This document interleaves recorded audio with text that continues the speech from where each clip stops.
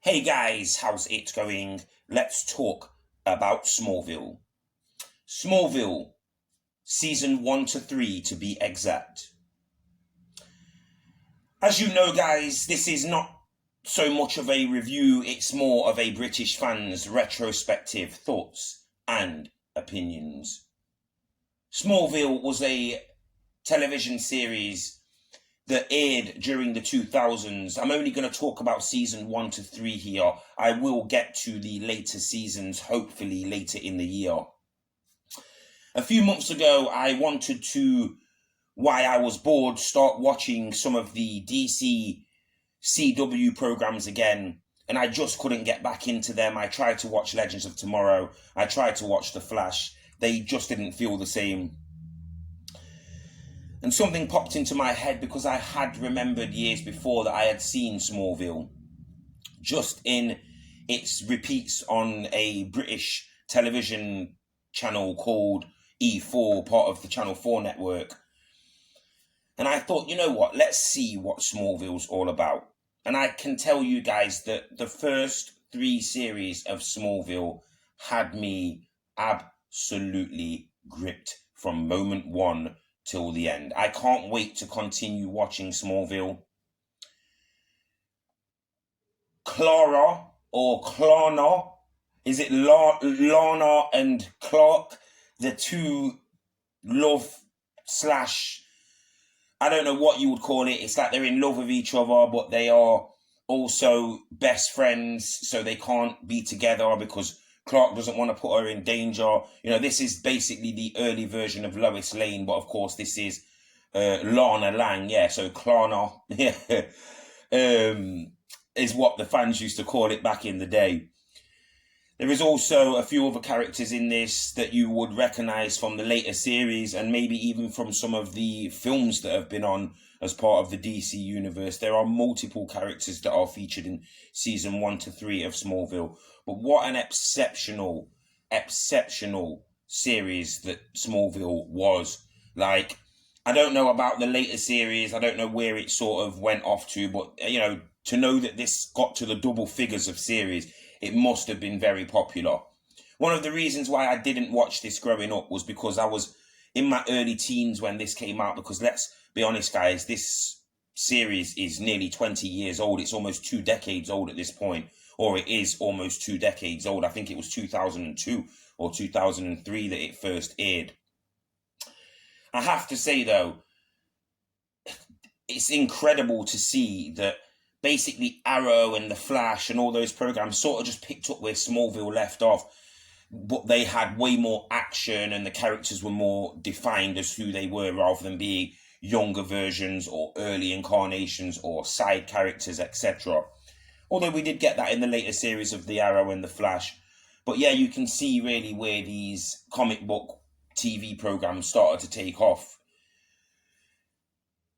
There was a lot of fads going off when I was growing up. And I feel like Smallville was one of those things that some of the boys used to watch because girls used to like it. It just wasn't something that I was into. I was more into other things. I'd even stopped watching wrestling at the point where Smallville got popular.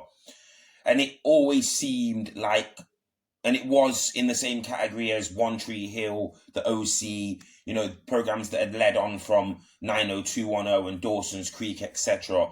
They seemed aimed at teens, but teens that were like 13 and 14. And of course, being 13 and 14, I just didn't want to watch any of that stuff. You know, growing up, I was probably into more adult stuff. And by the time that characters like Blade had started to hit the mainstream and Spider-Man films had started to come out, I didn't want to see lower budget, you know, not really full-fledged superheroes on television. But, you know, looking back now and seeing what they actually did with the young version of Clark Kent, it's amazing to see because they took elements of the adventures of Lois Lane and Clark Kent, or whatever it was called, the New Adventures of Superman, with Dean Cain and the one from Desperate Housewives. They took elements of that and they made it so it's like, look, he's not quite on the surface, he's not quite Superman yet, he's Superboy technically, but at this stage we're not going to have him flying around, and we're going to have him discovering his powers and stuff like that. We're going to have him finding out where he comes from, all those things. Like, it's basically like an origin story throughout the first 2 to 3 series. And I believe now at the end of the 3rd series, we are now leading into him becoming more full-fledged and more powerful, because of course he is getting older and he is getting more powerful. He's learned throughout the series that he can't go near kryptonite, whether it be the green kryptonite because that hurts him, and whether it be the red kryptonite because that enhances his powers, etc. All things that we have seen in the movies as well over time, of course. And this was a good way of showing, to those fans who were young, how Superman, is susceptible to certain things, because he's not all invincible. He becomes humanized when he's exposed to kryptonite, etc. But they're things that we already know anyway, guys. But yeah, the plot lines, the characters, they are a bit jumpy and in and out. You never really know who you can trust, etc. When it comes to guys like Lex Luthor and Lionel Luthor, you can't trust Lionel no matter what. But Lex does drift between being a hero who's always there to save the day, don't mess with my friends, and then leads to, I want to know everything that there is to know about Lana or about Clark or about Chloe, and then he puts his friends in danger, puts himself in danger. I suppose it's just an impulsive way.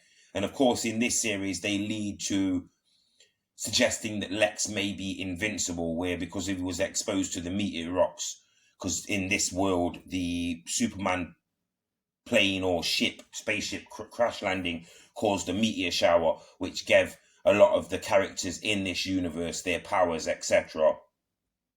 So Superman, or Superboy, Clark Kent at the time, encounters multiple of these, but Lex is definitely one of them that was exposed to it, and it's how he became bold. But there's never been no proof that Lex has any powers up until this stage, of course, at season 3. And I don't really know what happens beyond season 3, so I couldn't tell you that anyway, guys. But overall, I'm going to say this is definitely a must-see, guys.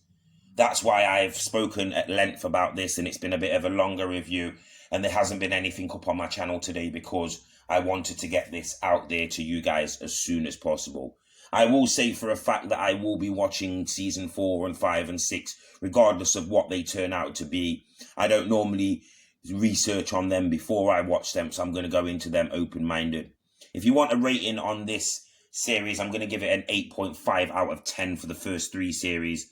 It could have got a 9 if there hadn't have been so many plot holes and plot conveniences. But overall, I did really enjoy what I've seen.